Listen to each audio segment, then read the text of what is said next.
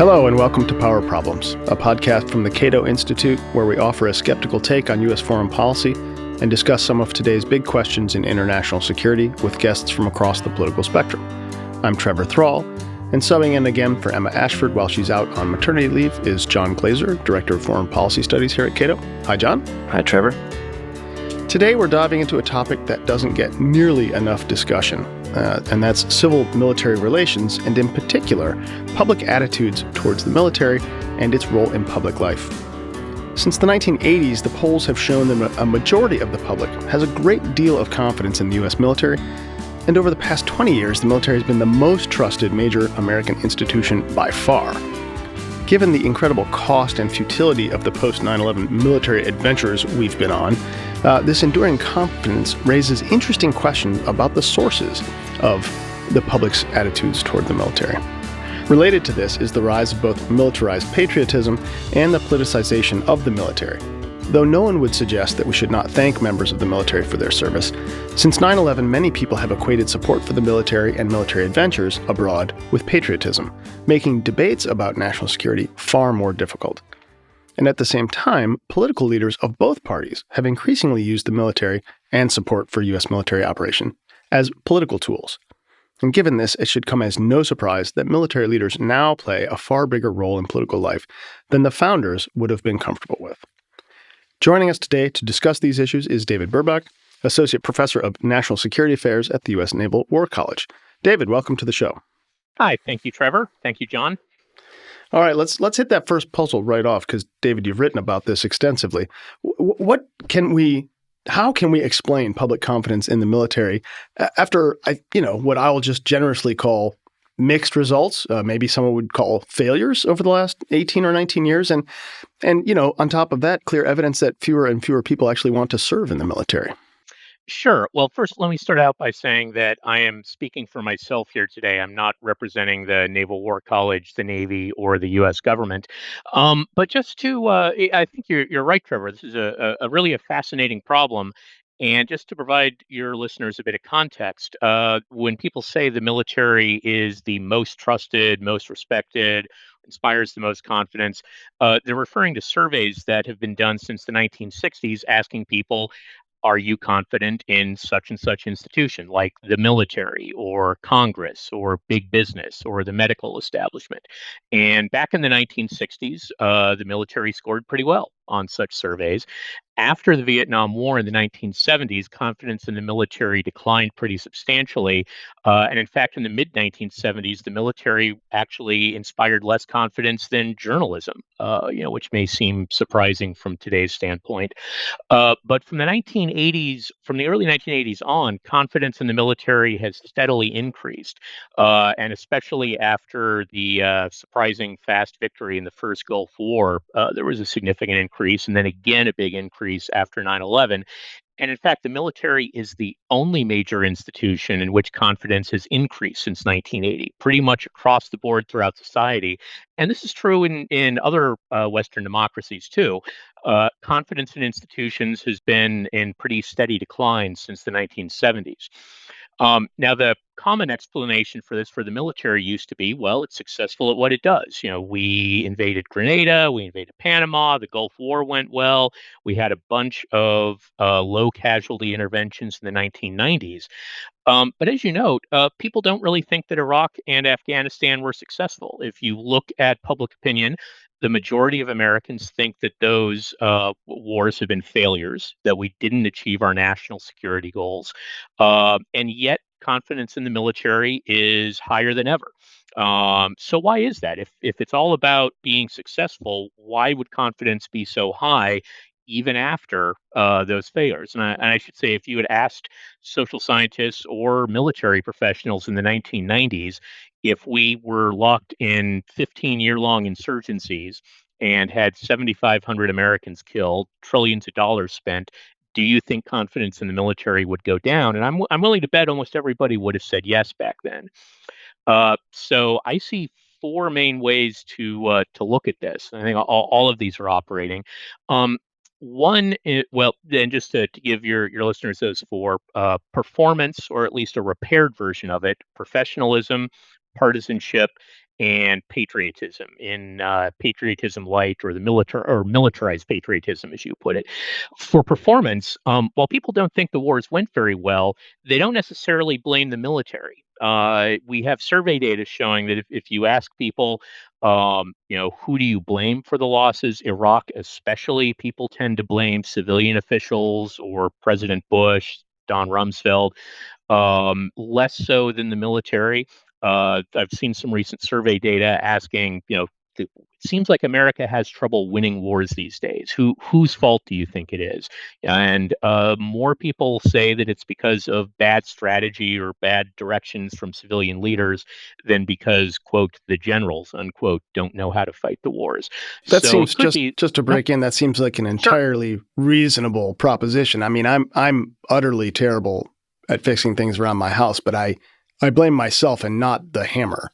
So No, that's a very fair point. Now, the question that raises is, uh, does the military have an incentive to try and point the finger at civilian leaders? And when we talk about politicization and effects of that, I think that's an important question. So, the experiment that I hope we never run would be if we have something that's just kind of a straight up fair, quote unquote, fair fight tactically, some U.S. ships versus Chinese ships in the South China Sea, and the U.S. military loses. Will the public react differently there, where it really does sort of look like a military loss? And again, I don't want to run that experiment, but we, it may be that counterinsurgency, it's especially easy to go, well, who knows what the fault was. Um, what I think is important is my second point, professionalism, is that the US military has still looked like a very professional, disciplined, competent fighting force, even while getting these disappointing outcomes. And that's a big difference from the post Vietnam era, where you saw in the early 1970s rampant drug abuse, race riots, mutinies and insubordination, troops fragging, killing their own officers in Vietnam. The first years of the all volunteer force really did not go very well. Very low quality troops, scandals where recruiters were faking results in order to get people in, even a big cheating scandal at West Point in the mid 1970s. So when we look at those really low confidence numbers from the 1970s, I suspect part of that was not simply that we lost Vietnam, but that it looked like the military was falling apart in the wake of that defeat. And that just isn't the case today. There's been very little drug use, no insubordination. Morale has, it's been tough, but it hasn't been anything like the kind of stress on the force in the wake of Vietnam. So Americans can look at their military and they still see what looks like a well functioning, disciplined, competent, skilled military. Um, in terms of partisanship, one reason confidence is so high is because it is super high for Republicans. Looking at some recent data among Republicans, something like 80, just under 80% say they have a great deal of confidence in the military compared to the mid 50s for Democrats and independents. So part of why confidence has stayed so high is you just can't shake the love from Republicans. There that gap has not always been true. If you go back to the 1970s through really through the mid 1990s, uh, the gap was usually only pretty small, only about 5%, and there were a few periods where Democrats actually had higher confidence than Republicans. But really, ever since 9/11, a huge gap has opened up on a partisan basis, and I know we'll talk more about that partisan difference. And the other issue, as you alluded to, with the mention of militarized patriotism, or term military sociologist Charles Moskos came up with, patriotism light, is that people just feel they ought to thank the troops. And I think that probably extends to these sorts of surveys. If you ask people, do you feel confident in the military? Well, nobody's going to want to say, no, I don't think the troops are any good. And in fact, we do have some recent survey experiment data from Peter Fever, Duke University, that if you give people, if you sort of, if you give people information signaling either that, hey, fewer of your neighbors think the troops are great than you probably believe, or you signal, boy, everybody in America thinks they're awesome, that will really affect people's survey responses. So I think part of this confidence is nobody wants, in the same way nobody wants to say, I am not thankful for your service. Nobody really wants to say I'm not confident. So there may be a real element of some very superficial, well, sure, I'm going to say they're great, even if that may not mean very much underneath. David, a while back you mentioned confidence in institutions generally in Western countries is high. And as you're talking just this last minute, it struck me that, of course, favorable views towards the military is common throughout the world. Nationalism is a very powerful force, and it comes in many forms, but one of those forms is kind of the valorization of the military. So how is it that the United States is different, or is the United States different? Certainly seems like we use the military more than our peer nations. We have more opportunities for valorization in ceremony or in flyovers at sporting events. So is there data on how it is that we're unique in this respect? Sure, that's a great question. Compared to actually, confidence in most institutions around the world is low. In Western Europe, similar to the United States, confidence in most public institutions is pretty low. And for all that a lot of people imagine that the United States is really unusual with this valorization of the military, in most Western European countries, it's also the case that the military is the most trusted institution. Not always as high as in the United States, but still really quite high. And that's especially true in Britain and France, where the numbers are really not drastically different than the United States. It's less true in Germany. However, it turns out Germans actually express pretty low confidence in all of their institutions. So even in Germany, the military tends to come out on top, but with all their institutions at a fairly low level. The only country that I've seen recently where the military is behind other civilian institutions, in Sweden, the military, I believe, comes in inspires a little less confidence or trust than some of their civilian institutions. So, yeah, around the world, we do, and when you get to beyond that, public opinion data gets more spotty, but it does seem pretty common. There are countries where the military scores very, very poorly, and you can imagine in countries if there's been a recent history of coups or military abuses, that might be true. And I think we still have a lot of work to do to understand how that works cross nationally. But in general, there's the 1970s really seemed to be a breaking point for most societies where confidence and trust in big institutions goes way down. I think the military stays high because I haven't seen data on this as much in other countries, but I suspect it's a similar pattern. People see the military as being more selfless, as providing service, as doing a job that many people wouldn't want to do.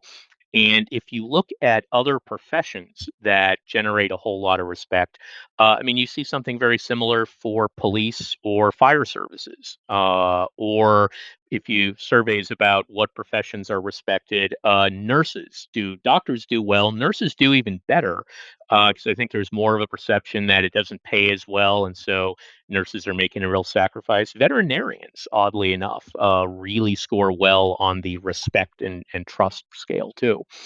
Anybody who has to deal with my dogs gets all the respect. So if you only knew how bad Fritz smells. All right. On a slightly more serious note, it's very interesting because there's not really any, objective level in a healthy democracy where you could sort of pin, support for the military or confidence in institutions and say, this is exactly the right amount of confidence. You shouldn't have more and you shouldn't have less. I mean, there are dangers, I think, to either side of too much and too little. David, where would you assess one where we're at today in terms of this confidence, because my take is that, especially since 9/11, and this is an interesting, I'm old enough to have seen this go in waves, sort of as you've suggested, where, during the Cold War, support for the military was, a bumpy, but in general quite high because, Cold War.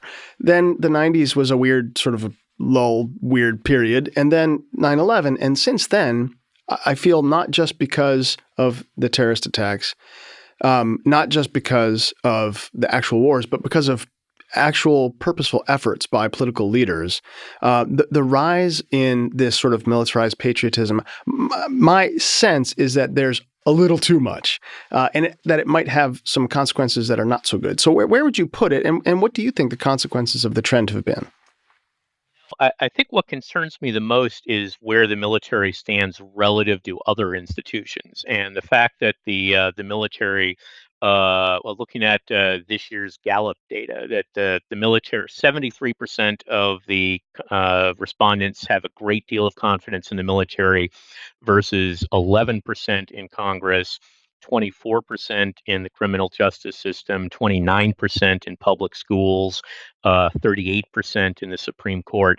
So the fact that the military ranks so much higher than other public institutions, I find that somewhat worrying, with a number of consequences. I guess one caveat first is that just because the public loves the military so much doesn't mean that they are completely deferential to military preferences. Like, even though support is so high, other surveys show a majority of Americans would prefer to cut the defense budget than to raise the defense budget. Or surveys asking, do you favor using diplomacy or military force? Including, I think, some of the surveys by Cato people show that, yeah, the public does not say let's always use the military hammer first and only. There is a lot of support for diplomacy, or a lot of skepticism about a lot of potential military interventions. So, although there's this great deal of affection and trust expressed, it doesn't mean the military completely gets its way politically. Nevertheless, it does, I think, mean that, as a phrase, the title of a book by former DoD official Rosa Brooks, that war becomes everything and everything becomes war. That if the institution that you trust far more than any other is the military, it becomes natural to want to seek military solutions, not only to international foreign policy problems, but, I mean, even domestically. I mean, we see calls to use the military for all sorts of things, and I think that is potentially unhealthy. Um, Also, if the military is untouchable politically, there's not much pressure on the military to learn from its mistakes and to reform. Coming out of Vietnam, there actually was a lot of introspection on the part of the military. The Army, in particular, really rethought how they instill professionalism, what their doctrine was going to be. I mean, the fact that they face so little trust from the public really forced the military to take a hard look and make some changes that I think ended up being changes for the better. If there's not much external pressure, it's natural for an institution to not ask as many hard questions. And I don't think, you do see when the military does poorly on what I would call taking care of soldiers issues, like military housing, sex assault. You do see more political pressure there, but when it comes to military strategy, weapons purchases, I think there may be, you know too much deference. And I think if the military is given so much respect, it makes it more possible for them to have undue political influence. Now, whether they're using that or not, we can talk about. But that they stand so high above other public institutions, certainly raises that possibility. Yeah, and that reminds me of a fantastic and chilling article But I remember reading back in grad school, and I'm going to forget the exact date of it, but Charles Dunlap's piece Oh, about the yes. American military coup of what year was it supposed to be? 2012, I Yes, think. that's it, 2012, and thank God it didn't happen. But his point was very much what you just pointed out, and he was writing this back in 1991 or something around there, which was that, hey, it looks like our only competent federal institution is the military. So if there's a flood, let's get them to pick up. If there's a immigration problem, let's get them to do it. And the problem, if you keep giving them all the jobs, is that they become everything. And I don't think things got as much worse as quickly as his article might have made you worry. But at the same time, I think we're still in very much of a holding pattern where I think that remains the case, that they look like, and, Trump's stuff on the border, that exact sort of thing is there. We've danced with that a little bit. No, I think that's exactly true, and I think one limiting factor compared to the 1990s might be that the military is busy enough now at fighting actual wars that there's a little more pressure to not have the military take on everything. Where in the 1990s, the military was somewhat more in need of missions, so they may have not resisted as much. But yeah, we are certainly finding ways to use the military for other problems. And Trump, just as a legal matter as well, generally the president has more authority to use national security rationales to move money around in the defense budget. So not only is there the political incentive to do that, the president has a little more freedom of action when it comes to DoD than most agencies. Right. Well, let's pivot right off that, because I think one of the implications of this trend has been the increasing politicization of the military as politicians find it useful to securitize other issues and to bring military-ish arguments to bear, or military leaders to bear on their side of political debates. Is there any kind of a data set, or what kind of evidence do we have? How do we measure politicization of the military anyway? Sure, there are a couple of ways you might look at that. And in terms of one would be political action by the military, and another side of that would be political use of the military by politicians. On the political action side, I mean, one of the more dramatic things that we've seen is a big increase in retired officers, retired generals, retired admirals, endorsing political candidates, engaging in political commentary. There was actually just this morning, Alice Hunt Friend posted a Twitter thread discussing this, and I haven't been able to verify this, but I'll trust her on this. That one of the very first prominent endorsements of the modern era was for George H. I think it was it PX Kelly for George H.W. Bush, but for George H.W. Bush in 1988 at least, it was really pretty rare during the Cold War to directly get endorsements from recently retired general officers, and that number has certainly gone up. And to the point that in 2016 we saw Mike Flynn, retired General Mike Flynn, not merely endorsing Trump, but leading a "lock her up" chant on live TV at the national convention. So that there's definitely been an increase there. The military as a whole definitely skews pretty strongly Republican. Maybe not as much as, I mean, people may assume that it's 98% Republican, but it's not that much. But the officer corps especially leans pretty Republican, a little bit less so enlisted. And that actually has been pretty stable. There's has not been a big partisan increase there.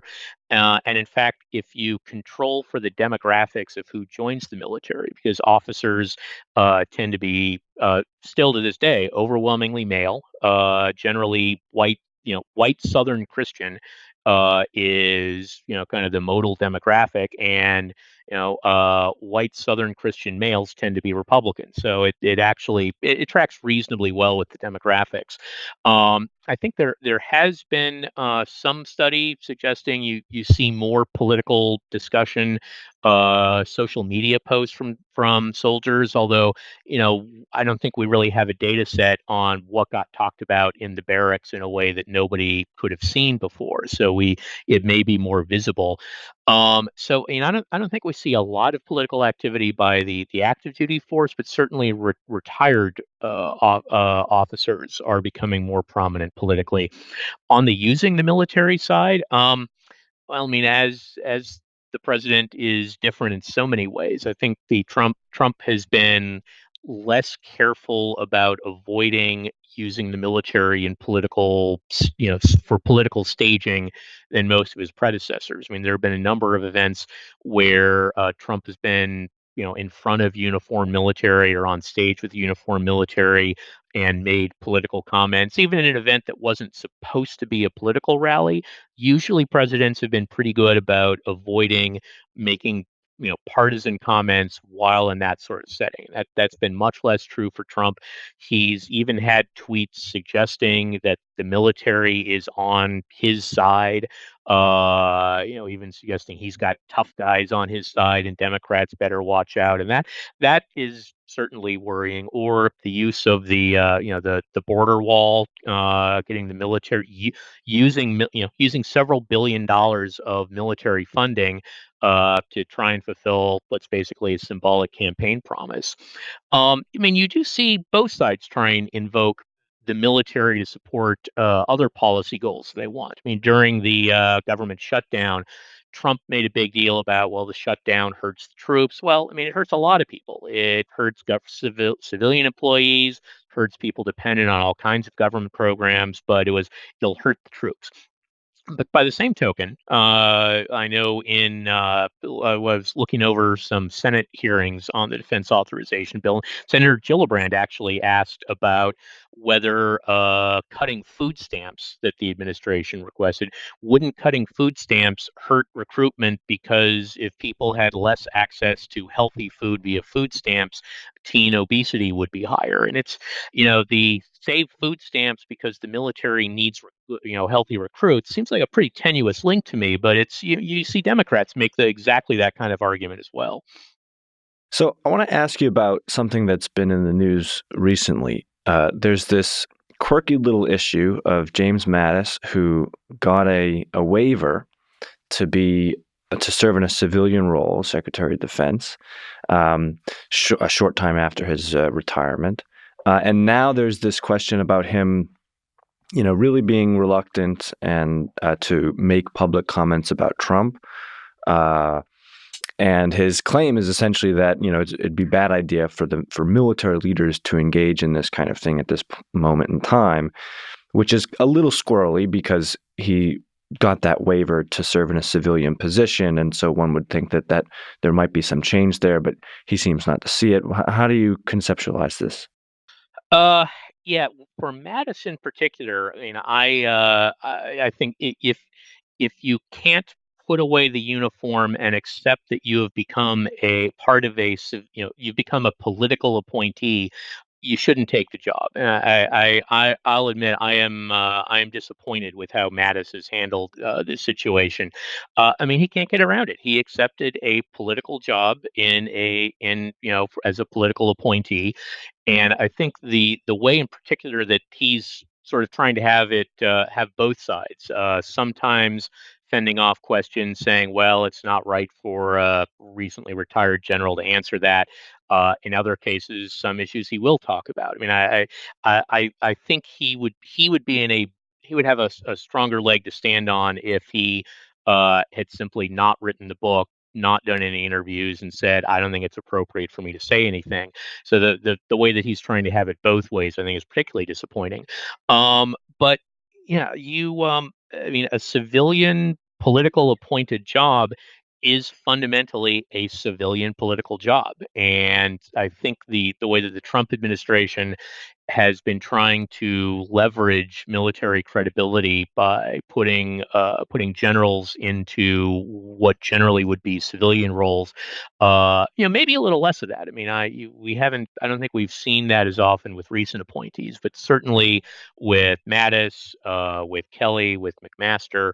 I think I would probably prefer to see recently retired general and flag officers stay away from those jobs. I think the logic of not allowing a recent retiree to be SecDef was good. Um, Not just because they're going to of the fear that they'll be too, they'll be too focused on defending service interests, but I think they grow up, so to speak, in such an environment of deference to civilian authority that, the job of SecDef is partly to say no to presidents, or at least to try and convince a president to listen to no. And it's to understand a president's political concerns at the same time. And I'm not sure that military officers are particularly good at that, or if they are really good at being political. I'm not sure that's the ideal role model to put out. So I think Mattis in particular, again, has really been trying to have it both ways. But in general, this, let's fill senior positions with military officers. I'm not very comfortable with that. I wonder if the distinction that they're trying to make is, well, I'll comment on policy, but not politics. It seems to me military leaders have had very little reluctance to talk about policy. I think back to the Iraq War days, and there was this big, I think, prize-winning investigation by the New York Times of cable news television shows bringing on acting and former high-level military people, generals, to comment on, the need to continue the fight. It was clearly had a Hmm. policy view that one could frame as partisan or perhaps less than objective. But politics, they seem to draw some kind of line there. Of course, that line is deeply subjective. Yeah, the problem is that, I mean, foreign policy is inherently political. I mean, I don't mean in the what we just heard from Mick Mulvaney, the sense of using foreign policy for, crass personal political aims, but I mean, there is no objectively right foreign policy, and so when a retired officer says, well, I'm not saying we should stay in Syria as a matter of politics. It's just objectively the right national security policy. I don't doubt that they're trying to be nonpartisan, but there is no objectively right answer to that sort of question. So you really can't, to say my preferred policy is objectively right and your preferred policy is a political recommendation. I think privileges military expertise in a way that's wrong. So, Duke University's Peter Feaver said that a way to think of it is that politicians have the right to be wrong. It's better if they're right, but civilian leadership has the right to be wrong in their foreign policy decisions. And I mean, it's a tough issue because certainly we do want expertise on some issues. I mean, if we're asking about the technical details of a new weapon system, well, of course it's going to be reasonable to get military input on, what their requirements are, what they need. Somewhere between kind of really low level technical tactical stuff and should we go fight this war or not, that balance shifts much more to the civilian side where, a retired officer has an opinion, but I think is bad for our democratic debate if they suggest that, well, when I have an opinion, it's non-political. You all have political opinions. And that's amplified if people have sort of an irrational deference or confidence in that military person just because they're wearing a uniform and not because of the actual logic behind their arguments. Exactly. For sure, which is makes this all a very interesting cluster of issues. So let's talk a little bit about just pushing the partisan sort of political angle a little bit. Everyone loves our military, of course, but the GOP seems to love it a little more. And there's always been a liberal conservative divide over the use of military force. But is there a sort of a bigger divide? Is there a worrying divide at this point between liberals and conservatives? I think so, and for a couple of reasons. I mean, like I said, since 9/11, and really since Iraq, the gap has opened pretty widely.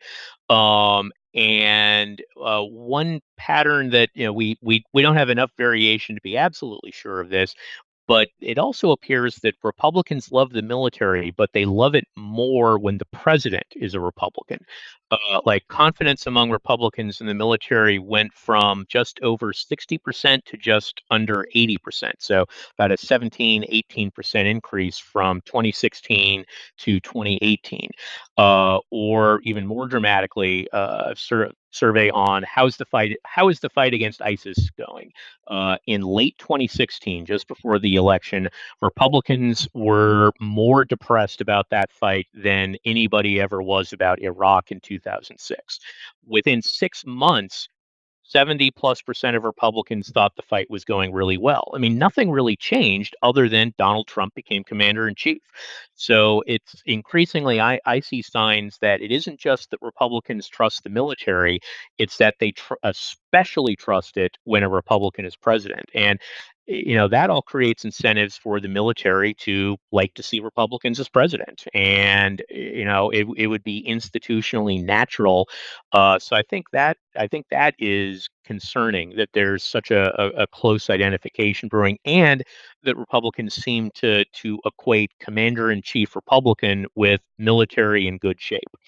And that's our daily reminder that the general polarization of American politics is very, very bad for business, because there's no way to undo that without first undoing the more general, uber polarization between liberals and conservatives these days. Yeah, exactly. Yeah. What's happening with the military is more a manifestation of larger trends than it is, the other way around. I mean, the causality is polarization, not fundamentally civil military Yeah. relations. It also reminds us not to take public opinion polling too seriously, because 20-point swings in 6 months are a pretty good sign that there's something other than actual opinions going on. So Exactly. There's a lot of tribalism going yeah, on. absolutely. I have a wild question that is not necessarily apropos. Sure. To what extent do you think the public's attitudes toward the military and also just their perception in Washington, to what extent do you think that actually has an impact on U.S. foreign policy? If it's politically untenable for many people to, for example, decrease the military budget, or suggest that the military is a tool that is appropriate in some cases but not in others, and therefore let's not deploy them in this, that, or the other place. If that is costly at times politically for people to make, it's essentially saying, well, if you lessen the power and relevance of this institution, you will be doing a disservice to it, and therefore the policies you advocate should be more deployments, more interventions, more money for the military. And I think there is some of that. I mean, like I said, if you look at, like, for example, support for the military, for raising or lowering the military budget, support for raising military spending actually does not track up the way confidence and trust does over time. So there is some of that sort of part superficiality, whether it be the thank you for your service or the partisanship. So I'm not, we don't completely defer to the military, but I think the general point that, you don't, it's certainly a lot easier to win elections by beating up on diplomats or civil servants than on the military. I mean, it is, while most people may be in favor of reducing or at least not raising the military budget, the most unpopular sort of spending is the foreign assistance budget, State Department budget.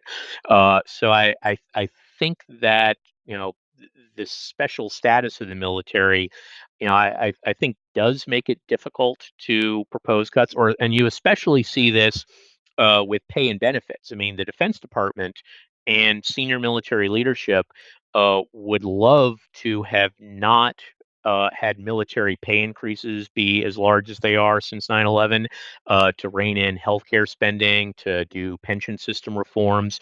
But if there's a third rail of defense spending, it's pay and benefits, and it's people are a lot more willing to say, let's not build a new bomber and take away some profits from Northrop Grumman, than they are to say, hey, let's make retirees pay more for TRICARE, or let's reform VA services. And I think that's you really see this operating on that side, that it's the military leadership would like to actually reduce personnel costs and think that we're over investing on that side, but the politics there is very difficult to touch. Yeah, interesting. So, one of my goals with this episode of Power Problems was to help pierce the curtain of false confidence and get people thinking harder about the importance of the military playing in a neutral role in our public life and so forth. But a recent conference paper by Peter Feaver at Duke, who you've mentioned, and Jim Golby, suggests that the impact of our podcast might be, in fact, the exact opposite, because they ran an experiment that found when the public was told that the military had become just as partisan as other political institutions, that their confidence in the military actually increased, rather than what we would hope, which would be maybe the opposite. Can you tell us a little bit about that and what the heck that means? Uh, yeah, that was a surprising finding. I actually was on that same panel as Peter and Jim, and they are surprised and confused by that themselves. One possible explanation that might come to mind is maybe a lot of people thought the military was 100% Republican, and so if you tell them the military is split in the same partisan way as the country, maybe Democrats feel better about it because they figured it was all Republicans. Nah, that's not it. It's sort of across the board. It's interesting because it actually runs directly against an earlier survey experiment by Fever, looking at, do partisan endorsements by retired military cause change how people think of the military. And in that experiment, they found that making endorsements lowers confidence. So I think we're all a little confused on that. And I know what they intend to do is they want to go back and run some more experiments, look at some exactly how they are phrasing the questions. Because I mean, if essentially what people feel that they're learning is the military is just like the rest of us, well, maybe that doesn't sound so bad. Their particular question did not say like the military is full of extremists scheming to wreck democracy. I mean, it was a pretty, hey, the military is split just like the country. So maybe that came across as the military is just normal and representative of society. But I think you add up that and a few other data points that I've seen. And while civil military relations scholars tend to, our alarm bells tend to go off very quickly at the notion of a political military. I think there's some suggestive evidence that maybe the public isn't as worried about that as we are. And now maybe that's because they haven't thought through what's the end point, what did this lead to? Maybe there's room for some public education there. But I can tell you this is going to be it's going to be a topic that more people are going to want to run some surveys on and try and figure this out.